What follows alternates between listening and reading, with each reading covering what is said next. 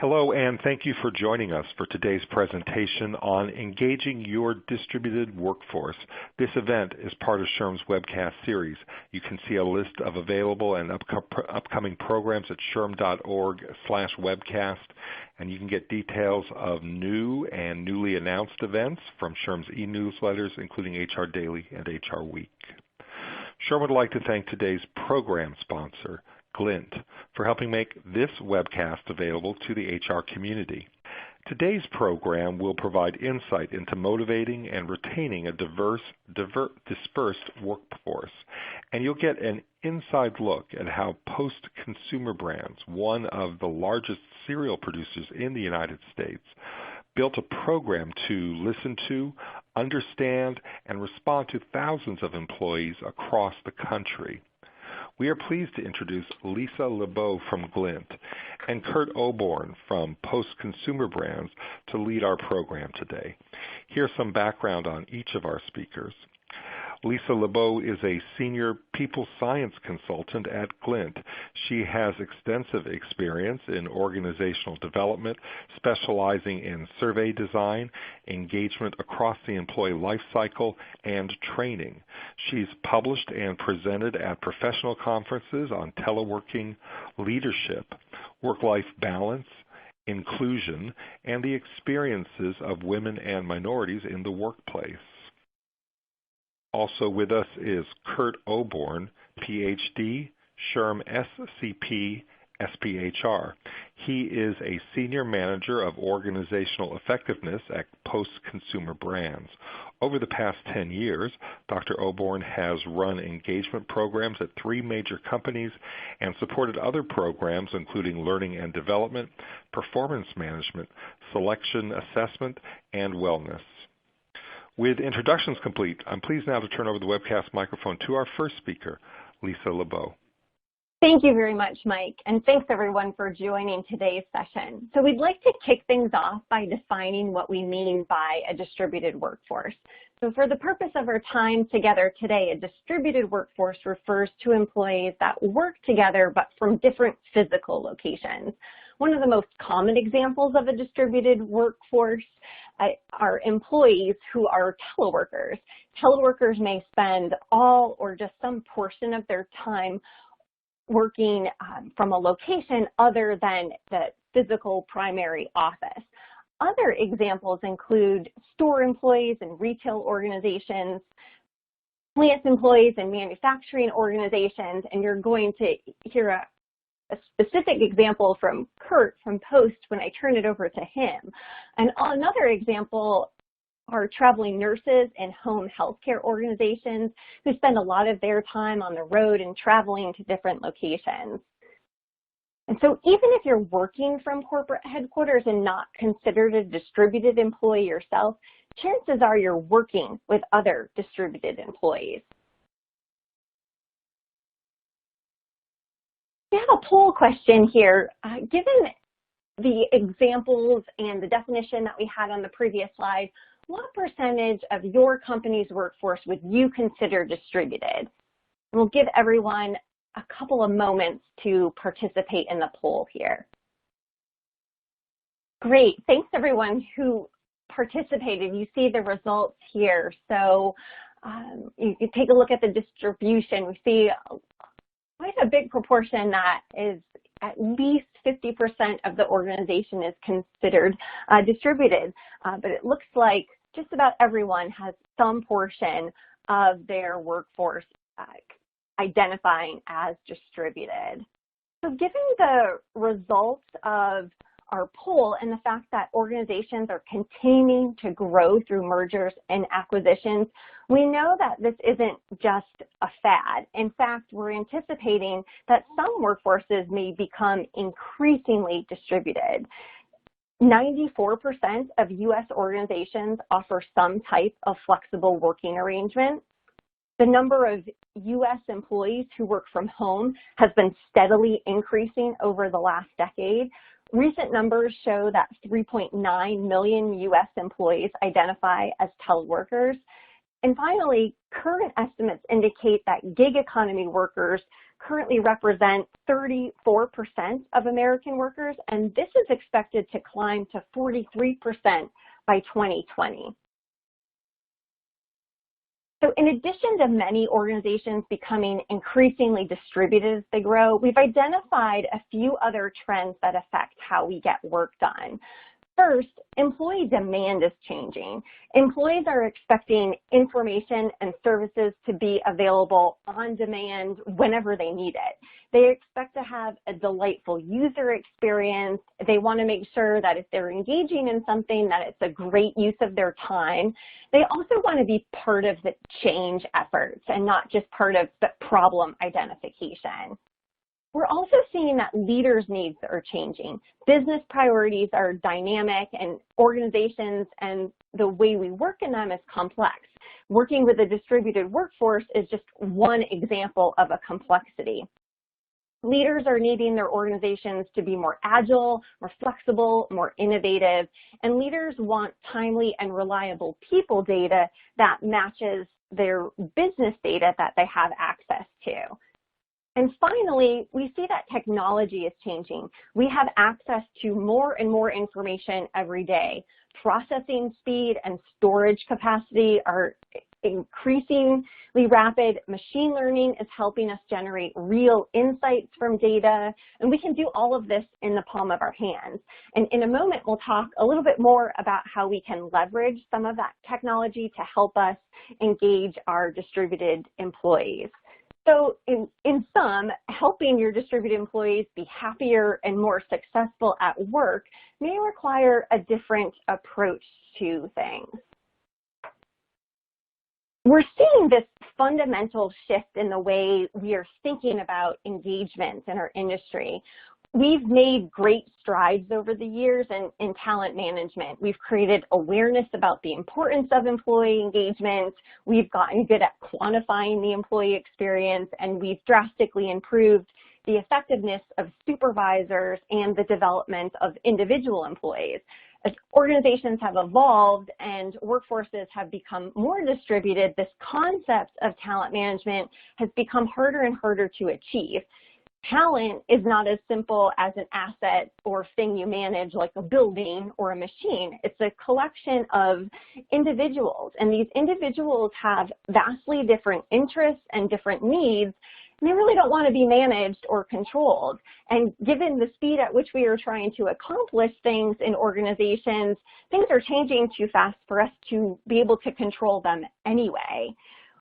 We find that organizations who are doing an effective job at engaging their distributed workforces are moving towards a mindset we have been calling people success. In this mindset, we're no longer trying to control our talent. Instead, we're allowing our people to thrive. We know that when we enable distributed employees to thrive, that in turn our organizations thrive. And here are a few specific examples of mindsets that are changing. So first, organizations that are doing this well are moving away from point-in-time measurements and static designs of their engagement surveys and are moving towards ongoing measurement. They have access to real-time reporting and analytics, and they are being flexible with their program design so that they can make changes and be agile and be able to keep up with the changing needs of the business.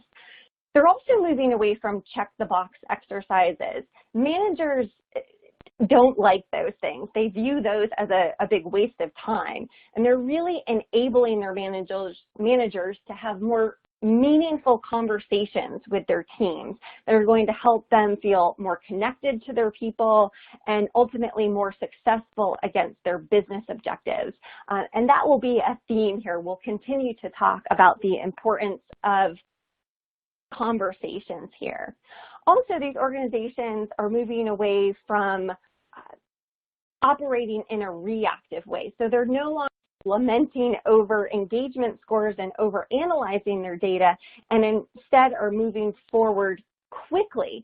They're being able to identify a recognition problem and fix it before that recognition problem turns into a larger attrition issue. Outlined here we have things that organizations are doing well and sort of set them apart from other organizations that might be struggling to engage their distributed employees? One of the first things that we've identified is that they're creating connections with their employees. I'm going to stick on this one for just a moment here. So organizations want their employees to feel connected to the organization. They want them to feel like they belong and that their jobs aren't just jobs, but opportunities to have a bigger impact, to be part of something larger, to really help the organization execute on its mission. And this can be particularly important for distributed employees who might feel isolated from the broader organization or from corporate headquarters. One way that some organizations are creating connections with their employees and helping them identify with the organization is by calling employees by a unique name. This instantly makes someone feel part of something bigger and helps employees develop an emotional attachment to the organization. So for example, IBM employees are called IBMers. Google employees are known as Googlers, and Amazonians work at Amazon, And my personal favorite here, at Glint, we refer to each other as Glintsters. Other organizations like Walmart and AutoZone build a sense of team and togetherness by doing a chant after team meetings or to kick off a shift. I have had the opportunity to witness this live at a Sam's Club recently, and if you haven't seen this, I encourage you to check this out on YouTube. It's pretty cool, it's very energizing, and frankly, I wished I had been part of it. We also see that organizations that do this well are effectively communicating with all of their employees, making sure that employees across their distributed workforce are getting consistent messages. They're also doing a good job of listening to employees and making sure that they feel like their feedback is valued, even if that feedback isn't implemented.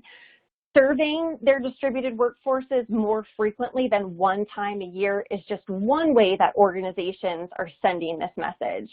Organizations that excel at making sure conversations between managers and direct reports and within teams and across skip levels are doing this on an ongoing basis. These are not one-time events. They're also leveraging technology like Slack or HitChat and Skype to make sure that distributed employees feel listened to and know that their input is appreciated. A few other examples here of organizations that are doing this well.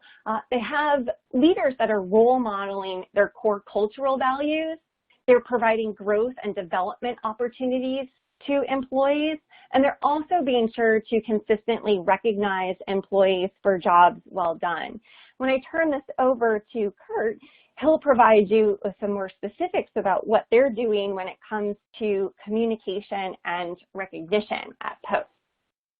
So while surveys may be one of the most efficient ways to collect feedback from all of your distributed employees at the same time, we can't get the most out of that people data that we've collected if we don't have sophisticated technology. Now, we need technology that's just as sophisticated as the technology that we have access to for our other business intelligence. So specifically, that technology needs to be able to provide us with real-time results, and we need it to be predictive as well, so that we can quickly glean insights from the data and be able to take action on those insights in a more timely manner.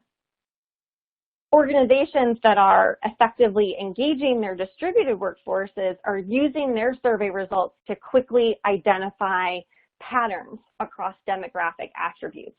Those demographic attributes can include things like stores, locations, or being able to compare teleworking employees versus employees who are working in the office 100% of the time. In this example here, we're looking at organizations that review their drivers of engagement across different distributed groups. They're often doing this to identify which drivers are consistent across the organization versus which drivers of engagement are unique to particular groups. By doing this exercise, organizations are able to be agile and flexible enough to address the unique needs of particular distributed groups, and also keeping everyone aligned with the organization's broader objectives. So they're able to look at the consistency or inconsistency of experience across the organization and use those results to ensure that everyone is aligned with what the organization is trying to achieve strategically. Another way that organizations are quickly identifying areas of relative strength and areas of opportunity across their distributed workforces is by leveraging heat maps. Many technologies out there that are offering this capability. Heat maps allow leaders to quickly see where those bright spots are. In our example here, the bright spots or relative strengths are identified with blue shading, and also the opposite of that, able to identify lowlights or opportunity areas identified by red shading in this example here. And this can help organizations inform their action response, so they can quickly determine if there are systemic issues, so issues consistent across the organization, or if issues are isolated to particular areas of the organization. If they do identify pockets of the organization that are struggling with particular areas, they can reach out proactively to these groups and offer them assistance before things become more problematic. Also gives them an opportunity to identify areas that are going well and give them opportunities to reach out to those groups and better understand internal best practices that are taking place, so they can reach out to those groups, cultivate some stories, and share those tips and tricks for engaging a distributed workforce more broadly across the organization. Another thing that organizations who are doing a good job of engaging their distributed workforces do is that they make sure they don't look at just quantitative data or just qualitative data. Instead, they're using those things together. So they're using qualitative results or comments left on surveys to supplement their quantitative results. And they are leveraging natural language processing to get the most out of the comments on surveys. And this is helping leaders get some additional context from those comments. So they are able to see topic volume. They're also able to see sentiment. In our example here, blue reflects positive sentiment while red reflects a negative sentiment. So they can see, when people are talking about culture, are they doing it in a positive way? Are they doing it in a negative way? Or is that sentiment more mixed, as identified by the gray shading here? They can also see which topics are aligned or connected with one another. Again, always using this to inform the action response. These organizations are also encouraging their leaders and managers to connect their survey results to their strategic objectives. So this ensures they're able to understand the relationship between their people data and the ability to execute on their goals. So in this instance here, sort of taking this feedback they have about their team and figuring out if this is going to facilitate the achievement of an objective, or is this posing a barrier to us successfully meeting our goals here. These organizations are also doing a really good job of keeping their action response simple. When taking action on their survey results, they stay laser focused on one critical action area. And they establish that focus by identifying an area that has a high impact on both strategy and engagement, not just a high impact on strategy or engagement. It's important to have that connection to both of those areas. Also making sure that that is a relatively low scoring area compared to other areas. So an area where they have an opportunity to improve their score, get them more aligned with the rest of the organization or more aligned with an external benchmark of some kind.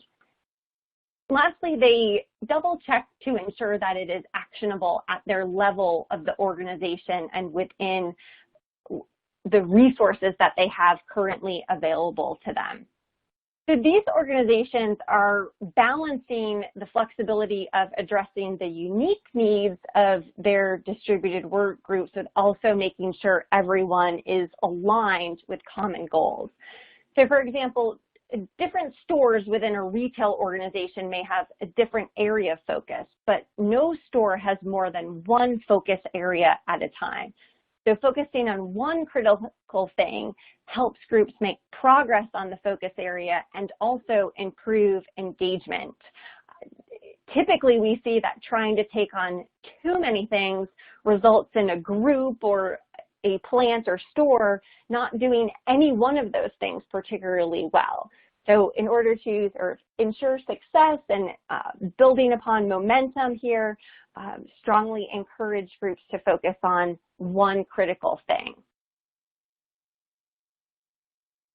Earlier, we mentioned how important it is to ensure your distributed employees feel connected to the organization and listened to, and that annual surveys can't be the only way to kickstart those conversations. So developing good habits are going to help create a culture of continuous conversations.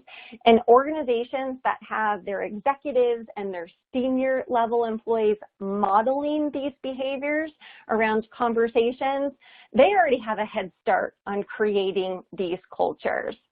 So having a culture of continuous conversations and structures in place that support that can give employees a greater voice in what matters most to them. It helps enable leaders to proactively address issues. It both creates and fosters a culture of open and honest dialogue. It helps create more meaningful connections, and this is especially important for distributed workers. We mentioned earlier that they can feel isolated at times, and this also helps drive continuous improvement across the organization. So we are creating a consistent experience, not only for distributed employees, but for everyone that's part of the organization. Now I'm going to turn this over to Kurt, who's going to share what they've done at Post to help drive engagement across their distributed workforce. Thanks, Lisa, and thanks everyone for your attention and your time today. Post Consumer Brands, we're a new company. You've known us for a long time, but we were established just over 3 years ago in 2015. We were born from a pair of companies, Post Cereals and Multomeal, both of which have 100-plus year histories. So in some ways, we're kind of a 100-year-old startup. For us, we're squarely in the breakfast is important camp, in case you were curious. That's why we give families so many choices, beginning with the number one choice for breakfast, which is cereal. We make cold cereal, hot cereal, healthy cereal, fun cereal. You can see some of our iconic brands here on the screen, some value brands as well. We serve people from every walk of life, and we believe that they all share one thing, and that it's a better day when it starts with a better breakfast. So a little bit more about us. We're kind of the poster child of small and mighty. So we have some of the most recognizable cereal brands, which we make using our talented people located at 9 different manufacturing plants that are distributed across the U.S. and Canada. Our smallest location has an employee count of 1, and these are our home offices of our sales force. And our largest locations have about 500 people under one, or in one case, several roofs. Personally, I sit in our Lakeville, Minnesota corporate office, located just south of the Twin Cities. In my role, I oversee our engagement, our learning and development, our performance management, and other organizational effectiveness activities. And I started this company about 2.5 years ago, and then in about mid-2016 brought Glint on as our engagement partner to help us measure that. Today's plan, or the goals for today, is really just simple. I was asked just to share what's our journey been in developing some simple engagement guidance that is applicable across all of our locations. So even though people are working in many different places, is there something simple we could tell each manager to be able to do that has some evidence behind it that it will be effective at increasing engagement? So I'm going to cover both some of the answers we found, but more importantly, kind of how we got there. And I think that's maybe more where the wisdom can be found in this presentation as we think about how can we each apply this in our own organizations. A little bit of background on us. Engagement is important to us. We do engagement work because it's really about building and maintaining a strong culture. Our culture itself is defined by being a great place to do great work. In other words, we want our employees to have work that's important, that it's challenging, but it's also done in an environment that's safe, supportive, and aligned with our values. So we want people to be able to perform at their best, and engagement is a key part of this. So we believe that performance potential cannot be reached and values not be lived if an employee isn't engaged. And this is how we are able to create a sustainable high level of performance over time. Like many of us on the call today, I've been conducting engagement surveys for a number of years.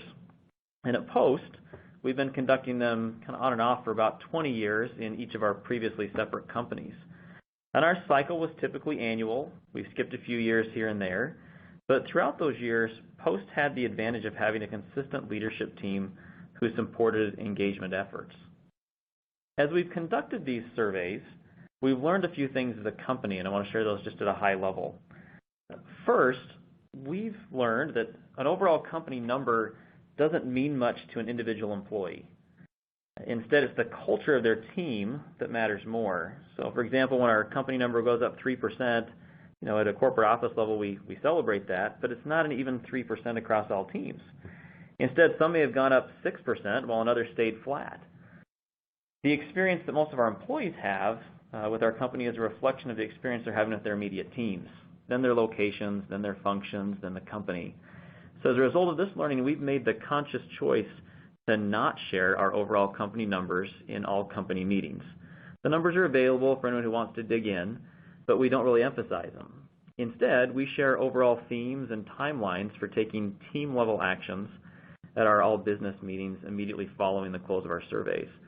Our goal is we want people to feel heard. We don't want them to feel measured.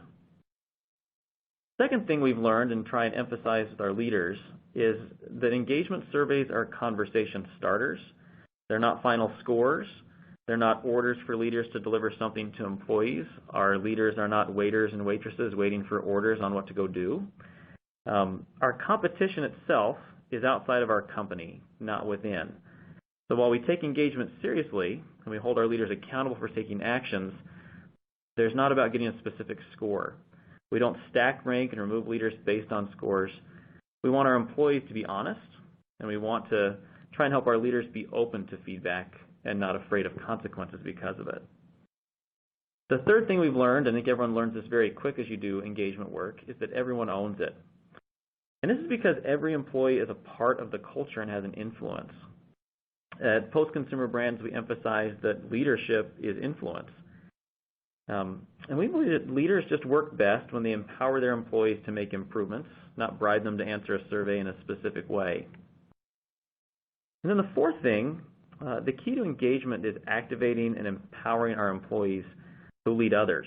So these are our leaders of people to make their own improvements at the team level. So for us, we primarily action plan at the smallest team level and then do comparably less at the overall company level. So we can keep that focus on the most immediate environment that the people are in. About 8 months ago, as we were reviewing our survey results with our CEO, he asked a question. And it was a simple question, but what are our best practices for engagement? In other words, with all this data we've collected for many years, including what we just collected and we're sharing at that moment, what could we simply tell our managers to make sure they're doing every day? I thought it was a good question. I thought it needed a little more thoughtful answer. So from that spark, we developed a few more questions. Things like, what are our best managers doing to drive engagement? Our suspicion was they were doing things each day rather than relying on an overly complex action plan and executing it. But they were doing things on a daily basis that made a difference in people's engagement and people's satisfaction at work. Another question we asked was, should we vary our guidance to leaders based on their location type? We have a corporate population at our headquarters. We have a large population working in plants producing our products. We have people out in our sales force. We have people who load and unload trucks every day, all day, as they distribute our products. Were the drivers of engagement similar in our plants and our distribution centers to those in an air-conditioned office environment? In other words, are there enough similarities that we could offer uniform yet still meaningful guidance across all of our locations? So to help answer these questions, we looked to a few different sources, and as we progress here, I just want to share some of the findings that we had and how we went about finding answers. So the first question was, what guidance can or should we give to each leader in our organization? If there was some simple, universal advice or practice to increase engagement, what would that be? So to answer this question, we turn first to theory, and one of my favorite quotes is by Kurt Levine, where he says, "There's nothing as practical as a good theory." So we know psychology has no shortage of theories, so we started by looking at those that most of our managers would already be familiar with, so we could build on something they already knew. And before I jump into that too far, I do want to define how we define engagement. That can vary a little bit across the industry. For us, engagement is a combination of three things. First of all, it's happiness, meaning that working at our company is truly a source of happiness for people. The second thing, it's about commitment, meaning that a person's committed, at least for the foreseeable future, to working with us and for us. And then the third is a person having their ability to be their best.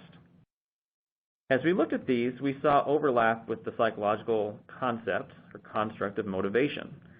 So simply defined, motivation is the reasons one has for acting or behaving in a particular way. So as we looked at engagement as a set of behaviors, our thought was that turning to motivation theory could give us some guidance as to why employees would demonstrate happiness, commitment, and be their best selves. So we started with our need-based theories. Not only these classics, they're theories that most managers learn about in business classes. So if we could explain engagement using knowledge they already had, we'd make a difference sooner. So this first theory we examined was Maslow's Hierarchy. As we looked at our organization, we felt that most employees had their physiological and safety needs met. We knew we provided good market-based compensation. We knew our safety record was among the best in our industry and was something we're really proud of. But we wondered, the majority of our employees have other needs met. So as we moved up the hierarchy, we wondered how many of our employees felt a sense of belonging, how many felt respected and recognized. Surely that would be a difference maker for employees who merely come to work and those who are engaged. So using some anecdotal evidence, I think we've seen some people that actually kind of hit a level of self-actualization in producing cereal. And while we can't always guarantee that's me hitting my potential, but we can provide these other needs being filled of love and esteem. And if we do that, people will be more happy, more fulfilled, more committed, and moving towards self-actualization. The second theory we consulted was another needs-based theory, which would be Frederick Hertzberg's TwoFactor theory. And so this suggests that basically there's some things that increase our job satisfaction and some things that decrease job satisfaction. And they're not necessarily the same things, but recognizing, respecting, caring for employees, based on this theory as well, would be things that would increase engagement. So as we consulted those theories, we also came across some research highlighted in Dan and Heath's book called The Power of Moments. If you haven't read it, it's a quick, easy, fun read. They cite Carolyn Wiley, who reviewed several surveys of employees and managers, some dating back, I think, to 1946 or so, where they used to ask for their opinions on what motivated employees. And so you ask managers, what do you think motivates employees? And then you ask employees, what motivates you? And she took these findings, the answers differed a little bit through the years, but the top themes were consistent across all employees. Number one, people wanted appreciation for the work they did. And second, they wanted to feel in on things. So they wanted to feel like they were part of the team. Now, this is where it took a little bit of a unique turn for us. For most populations, sympathetic understanding of personal problems was ranked last. However, the exception to this was individuals in manufacturing.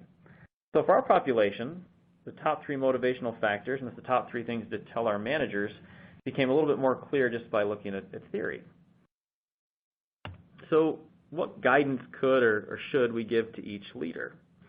Well, the external research pointed to three things. First, it said you should care. You should care for individuals as individuals. Get to know them, get to know their personal lives. Second, over-communicate. Help them fill in on things at Post and in their teams. And third, recognize employees for what they do. In fact, in our company, we teach a 4-to-1 ratio of positive to negative feedback as being ideal, and teach all of our leaders of people about the power of positive reinforcement. The best part about this is it was simple for our leaders to remember. It was an easy thing of CCR. So in our company, CCR is no longer about Creedence Clearwater Revival, if you remember the old band, but it's really about caring, communicating, and recognizing. Before we went live with this and shared everything to public, just based on outside ideas and thoughts, we said, well, do our own data support a little bit of this theory? And what we found was yes, and this is how we kind of checked. First, we identified questions that measured how much an employee felt cared about by their supervisor, questions we'd asked in the past, how much they felt communicated with, how recognized they felt. And then using the driver impact analysis in the Glint platform, we determined that each of these questions were among the most highly related to engagement across all employees. We actually were able to look across 3 different surveys, happened over the past 18 months. We found that our general guidance to give to each leader of people that care, communicate, and recognize to have a highly engaged team had some data backing from our own data. There's some evidence there. So even if you forgot what you wrote in your action plan, we figured leaders could do these 3 things every day, and we felt confident that it would make a difference. Our next question was, well, what are our best managers doing to drive engagement? We assumed that they were doing things that matched these 3, this care, communicate, and recognize mantra, but we wanted to see exactly what was being done, so if there were some specific things we could share, we'd share them across our company and not just principles. So to do this, we identified our leaders with the most engaged teams, and then we interviewed them. And in some cases, we actually interviewed the team members that reported up through these leaders. We asked them some pretty simple questions. You can see here, how do you explain the high engagement of your team? What do you do to increase engagement? And we basically left the mic open and tried to do some qualitative research to get a little more insight beyond what we could pull from survey data. And I'll share next couple slides just what we found as we talked to people. So our first interview, we reached out to the direct reports of a person called Leader A. This person has a 6-person span of control, but they had really high engagement and really high care scores, meaning the employees really felt cared about by their leader. And so we asked each of this person's direct reports, what does your leader do to show he cares about you? And you can see the responses here as you read through them on your screen. It is basically about caring. And the great thing about this is they were all received independently. So it wasn't one person building on another.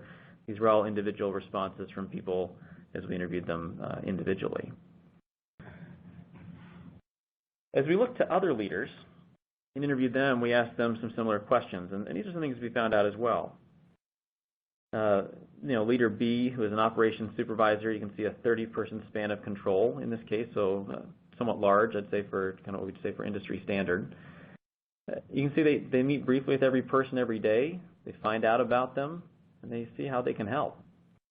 Not exactly rocket science, but things that are good reminders for all of us as to what really makes a difference on a day-to-day basis for engagement. We interviewed others, and you can see, Leader C here and Leader D. It was really about communication. It was about recognition. And so using our theory, we were able to identify several behaviors that our great managers were doing. We were able to share these things with people in the same jobs and same roles, just in different locations across the U.S. and Canada. Combining these qualitative findings with our theoretical findings, we provided specific suggestions, but we also taught the principle behind it. So people could still personally adapt the advice or the counsel to their individual situations as they varied by their locations. So then we asked, well, should we be varying our guidance by location type? In other words, this is the question about, is it different to work in a distribution center as it is in an air-conditioned office, in a plant, in a sales force? How does that differ? So we did a deeper dive into these individual populations, and these are just a few shots so you can see what it's like to work here at our company. As we divided our data collected over these 3 separate surveys into these different populations, into the driver impact analysis on each group, we found there were several drivers that were unique to each population, but our 3 themes of caring, communicating, and recognizing all were strong for each of these populations. So we found, without being too trite, that people are people. They have similar needs. They want to feel cared about. They want to belong. They want to be recognized for their work. So with this guidance, our leaders of people could figure how to best do this for their own teams. So why does such broad and simple guidance work? Well, one reason is that it's global and it's local. So we teach principles, not just behaviors. So as we empower each leader to customize their actions to their varied situations, we allow them to be able to take the principle and understand why it works, but then be able to customize it to what they need on the ground. Second reason is it's simple.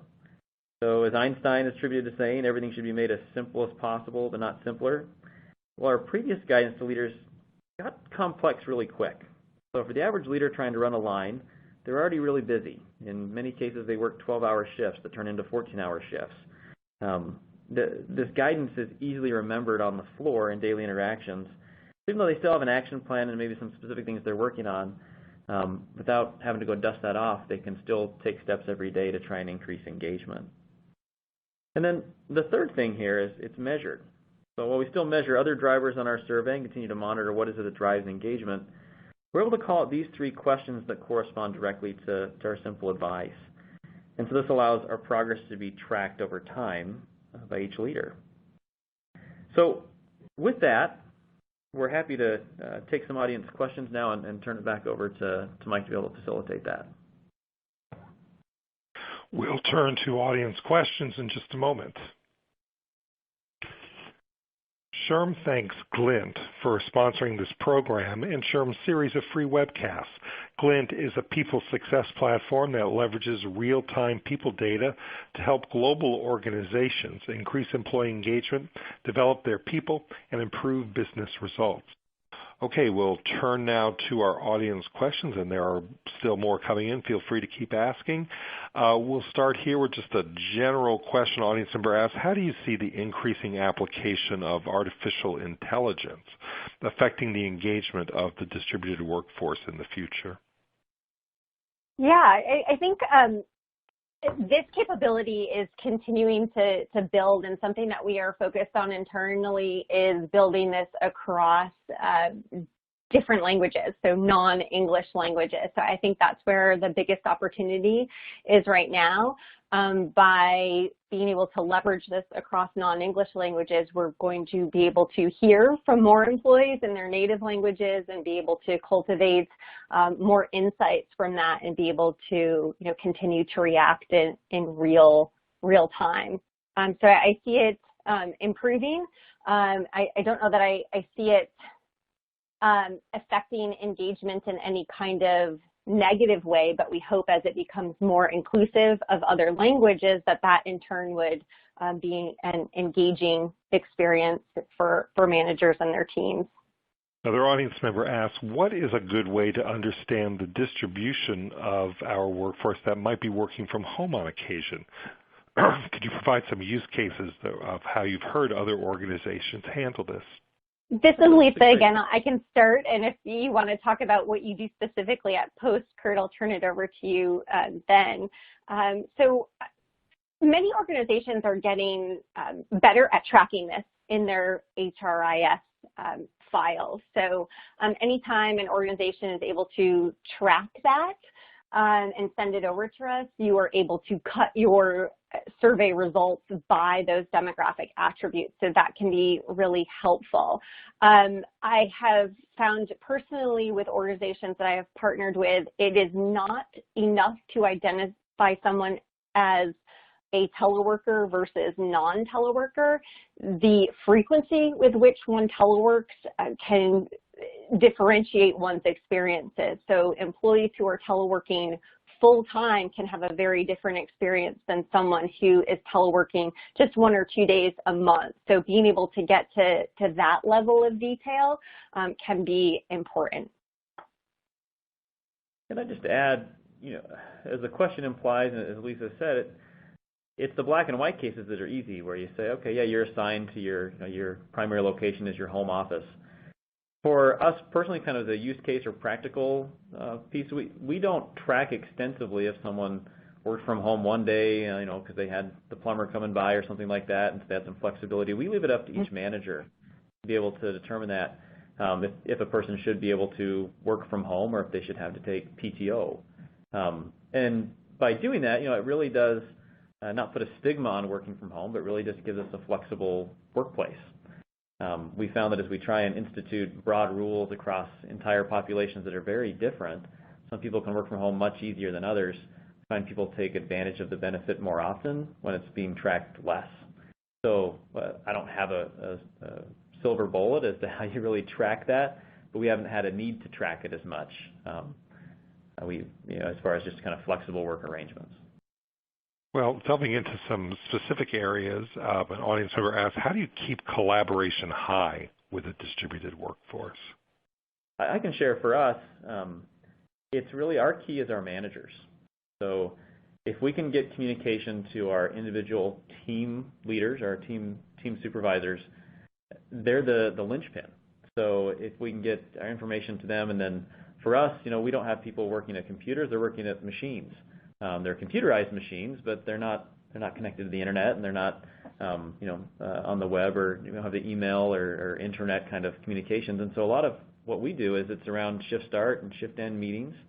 It's around, we found it's very worthwhile at times to be able to pay people to come to meetings, just to be able to get information and to feel like they're part of the group.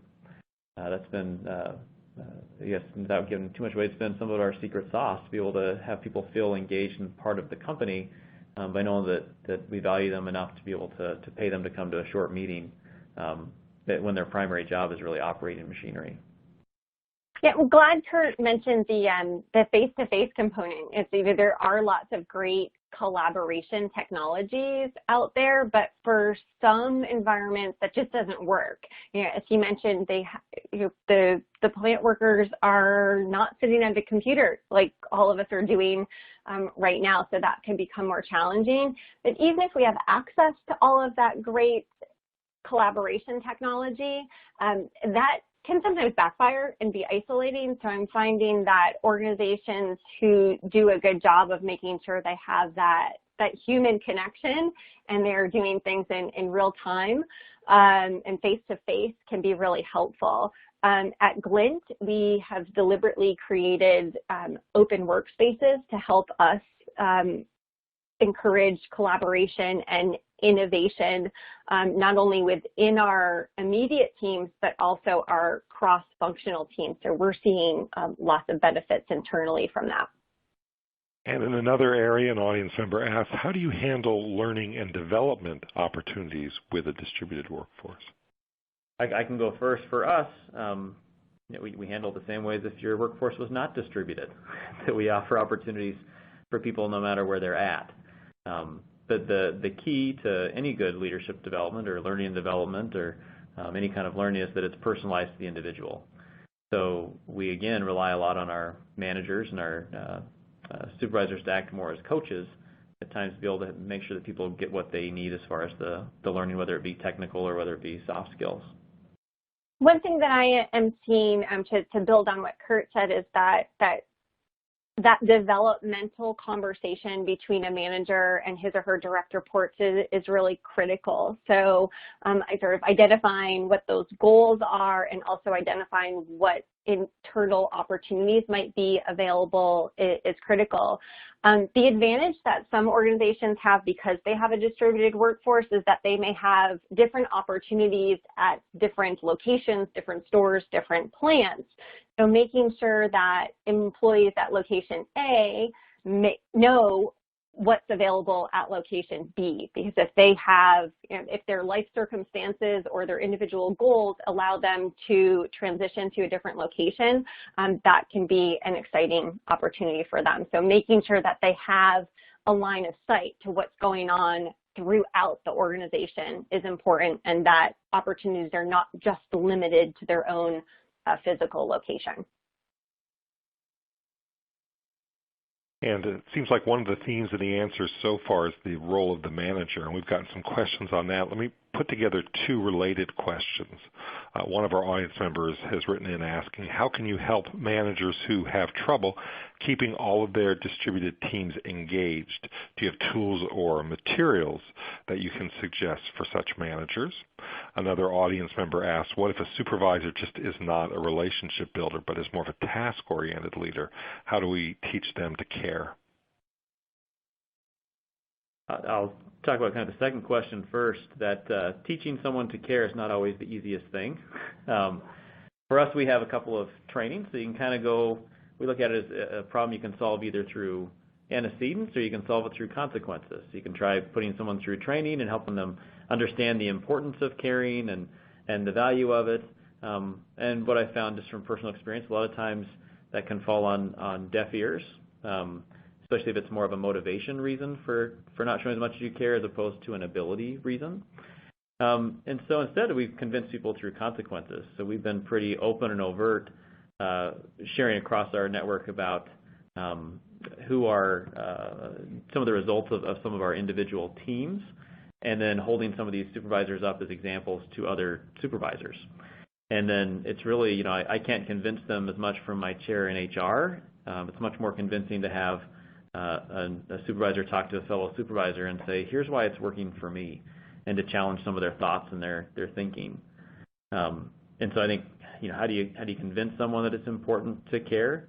I think you've got to have someone that's on the same plane and the same level and seen some of the same experiences and has some instant credibility that can say, here's why it's good. As far as tools and things, we keep our tools for action planning pretty simple, whether your people are spread across several states or they're all in one location. We follow a pretty simple pattern I think a lot of companies follow, in that we pick one thing to work on.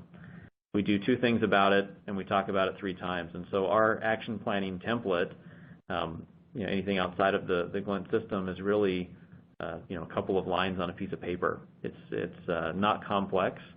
We try and make it not intimidating for people, and it's the toughest challenge, or the hardest part for those managers, is not trying to do something separate for every person who reports to them, but getting the team together to make an effort as a team. And so we try and hold our managers accountable for taking team actions and having team members participate in the action planning, and not just them trying to solve things. Just to build on the resources piece of the question there, so through our client and customer partnerships at Glint, we offer access to a community where customers are able to download resources. So they may be PDF documents about how to take action on your survey results, how to have a conversation about those survey results. Those can be helpful to managers. I don't know offhand if we have one that specifically convinces people that they need to care, but there are some good initial resources to help more specifically with the action taking. Also within the community is the ability for anyone with access to the community to ask questions of other customers within the community. So if you are stuck on something and want real life examples of other organizations who have figured something out, there is an opportunity to communicate with one another and network with one another that way, and that can be really helpful. See if we have time to get in a couple questions relating specifically to the post-case study. One of our audience member asks, how did you measure employee engagement? So we use a full census survey, and we administer it twice per year. So we use the Glint survey system to be able to do that, and we measure engagement using 3 questions that focus around how happy is someone working there, how committed are they working here, and then is this a great place for them to be able to do great work? So we take that as an average. That's the logistical side of how we measure it. But as anyone knows, it's reaching across people in various locations, and so in some cases people are taking it on their phone. Sometimes people are taking it on a kiosk. Some people are taking it on their own laptop, mobile devices. We do all electronic and use those 3 questions as our indicators. And then for us as well, probably similar to many of you as well, engagement's really just your check engine light. So it doesn't really tell you a lot of why people feel the way they do. It just tells you how they feel. And then so we add drivers and use outside research as well as our inside data to continually craft a survey that is short, that accounts for the major drivers or the influencers of engagement, and then turn that data over to our managers to run as fast as they can and as quick as they can with that feedback from their teams. Another audience member asks, how did you drive the managers to do CCR? Well, we believe in the power of positive reinforcement. So it wasn't a checkbox or do it or else. The main way is through communication. So we started at the top of our organization, presented data, explaining to them why this is the right way for us to be able to go as a company. And then we relied on kind of the chain of command to be able to set up some meetings where we would go and do hour-long training sessions with people, helping them understand the power of these principles. And so it was through some training and then also through some follow-up work afterwards to find out how it was going with each of our locations. And we'll close with this question. An audience member asks, do you see a benefit in bringing your entire company together, including the remote and distributed workforce, once or twice a year for an all-hands company meeting? I don't mean to dominate, but I can answer from a Post perspective. We've done both, especially when you talk about sales meetings. We find there's just about as much power in getting together virtually as there is getting together physically. When you start looking at it from a results base to say, do we get better results when people come together in person? Obviously, communication's better in person, and there are some benefits. We find that for general goal alignment or understanding the direction of the company, a lot of that can be done using electronic media. All right, well, thank you with that question answer. We are going to bring today's webcast to a close. Before we sign off, a couple of final thanks. First to our presenters, Kurt Oborn from Post Consumer Brands and Lisa Lebow from Glint. Thank you for the insight you shared today. And we want to thank you in the audience for participating and for choosing SHRM for HR Webcast. That concludes today's program.